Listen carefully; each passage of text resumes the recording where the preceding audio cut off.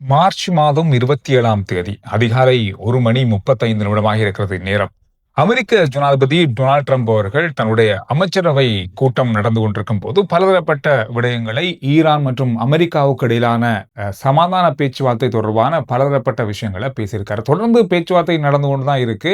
அதுல நிறைய முன்னேற்றம் ஏற்பட்டிருக்கு. அதனால இன்றைக்கு ஒரு பரிசு ஈரானால தனக்கு கிடைத்திருக்கு அல்லது அமெரிக்காவுக்கு கிடைத்திருக்கு அப்படின்னு மாதிரி அவர் சொன்ன இந்த விடயம் தான் இப்ப பெரிய அளவா எல்லா சர்வதேச மீடியாக்கள்லையும் பேசப்படுற விஷயம். அதாவது இப்பொழுது பேச்சுவார்த்தையினுடைய முன்னேற்றத்தை நீங்க இந்த விடயத்துல பார்க்கலாம்.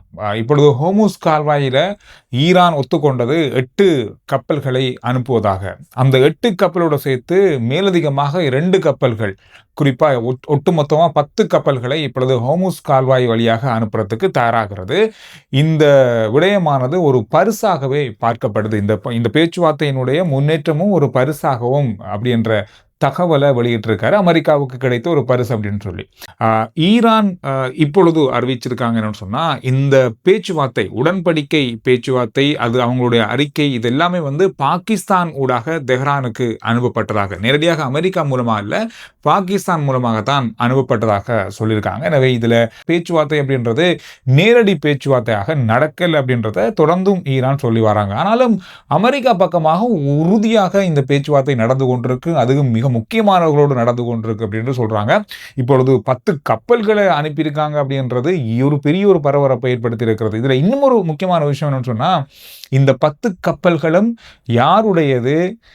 அமெரிக்காவுக்கு சொந்தமானதா இல்ல மற்ற நாடுகளுக்கு சொந்தமானதா? இந்த 10 கப்பல்கள்ல என்ன விஷயம், எண்ணெயா அல்லது உணவுப் பொருட்களா, இது என்ன அப்படின்றது தொடர்பாக இதுவரையில தகவல்கள் வெளியாகல. ஆனா அமெரிக்க ஜனாதிபதி சொன்ன விஷயம் சொன்னா, இந்த கப்பல் பாகிஸ்தான் கொடியோடு தான் செல்கிறது அப்படின்னு சொல்லப்பட்டிருக்கிறது. இந்த கப்பல்களை விடுவிச்சுட்டாங்களா இல்ல இனிதான் விடுவிக்க போறாங்களான்றதெல்லாம் இன்னும் பெரிய அளவான கேள்விகளாகவே இருக்கு.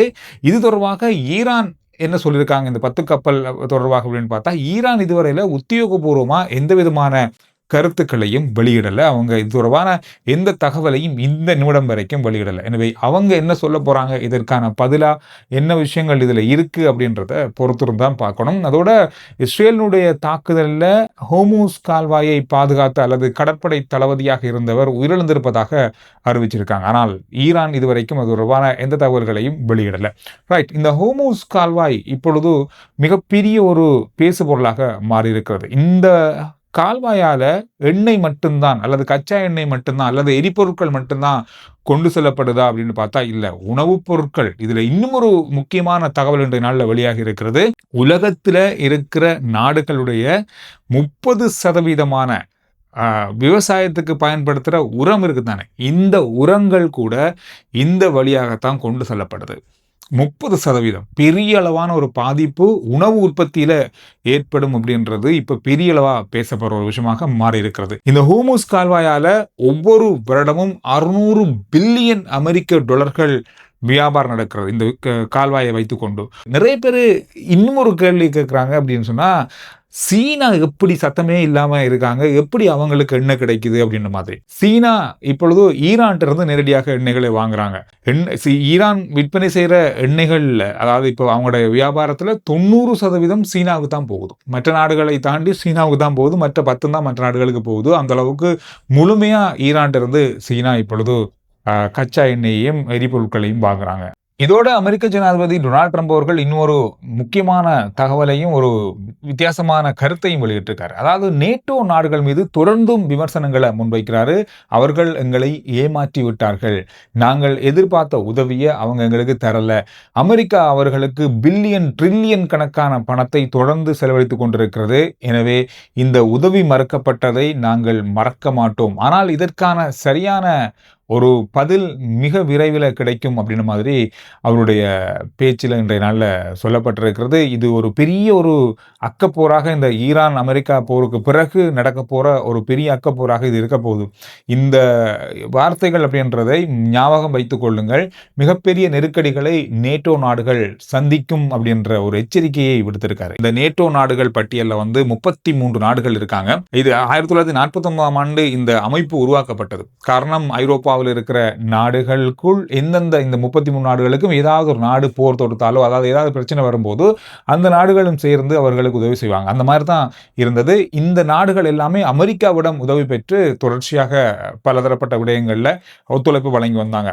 இந்த நேட்டோ நாடுகள் கடந்த காலங்கள்ல ஏதாவது போர்ல அமெரிக்காவுக்கு சார்பா போரிட்டுருக்காங்கன்னு பார்த்தா போரிட்டுருக்காங்க. அதாவது தலிபான் ஆப்கானிஸ்தான்ல நடந்த தலிபான்களுக்கு எதிரான போர்ல இந்த நேட்டோ நாடுகள் போரிட்டுருக்காங்க. 2011ஆம் ஆண்டு லிபியாவுல நடந்த போரிலையும் வந்து நேட்டோ நாடுகள் இணைந்து நேட்டோ படைகளும் அமெரிக்காவுக்கு உதவி செஞ்சிருக்காங்க. அதுக்கு பிறகு இப்ப இந்த ஈரானுடைய ஹோர்முஸ் கால்வாயை பாதுகாக்கிறதுக்கு அல்லது விடுவிக்கிறதுக்காக அமெரிக்க ஜனாதிபதி கேட்ட கோரிக்கையை முற்றுமுழுதாக நிராகரிச்சாங்க. இதுதான் இப்ப இருக்கிற மிகப்பெரிய பிரச்சனை.